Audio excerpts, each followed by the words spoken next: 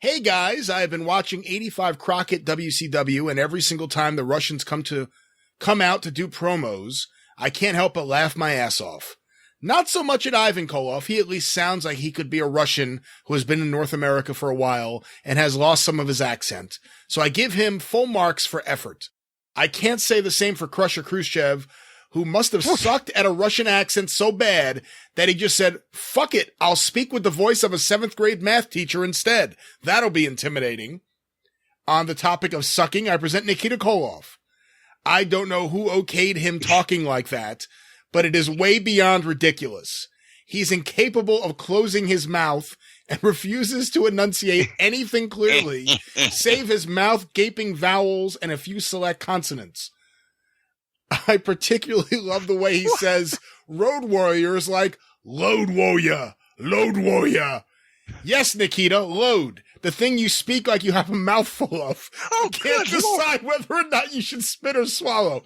Anyway, my question is... That is a tough decision. We've all been there. My question is, why the hell would there be wrestlers with a scary foreign gimmick who didn't sound even a little bit like the country they were supposed to be from? Why not just have them babble unintelligently or not speak at all and put a manager with them or have Ivan do all the talking? Did anyone ever give them shit for the way they talked? Well, nobody gave Darsow, Krusher Khruschev, Barry Darsow, nobody gave him shit because here's the thing that he has missed in context after the 30 years. Everybody knew he was a Russian sympathizer. He was American. But he turned his back on America and became one of those red commie bastards. Remember, it instigated in Mid-South Wrestling, and then he followed him with Nikolai Volkov, and then he followed the Russian gravy train to Crockett. So, yeah, everybody knew Darsow was from Minnesota, right? I assume. At the time, it wasn't hidden. Yeah, like you said, he just forgot that part of the story. And with Nikita, he thought he was doing a good job. And here's the thing: Nikita Koloff took it so seriously, and I admired him for it, even though Arn skewered him, because Nikita was a target of Arn Anderson's fucking barbs on the plane, especially on Crockett's plane. My God, it was like watching fucking the great wits of the Algonquin Round Table take apart a homeless bum.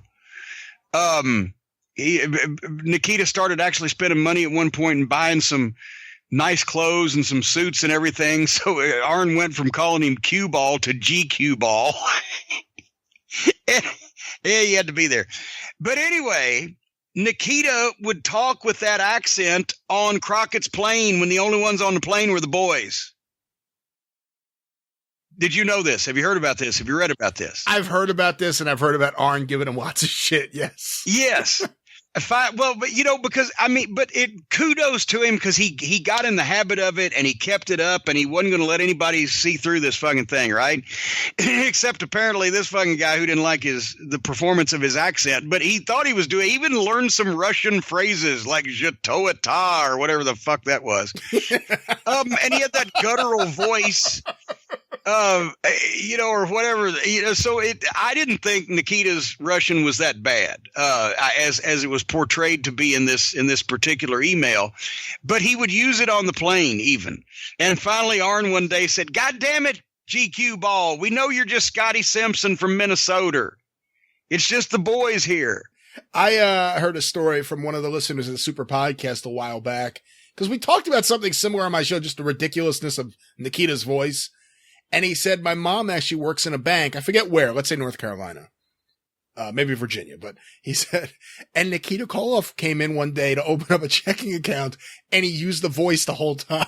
He's like, I want to open a checking account. Didn't he legally change his name? Am I wrong? Yeah, no, you are not wrong. Yes, his name is Nikita Koloff.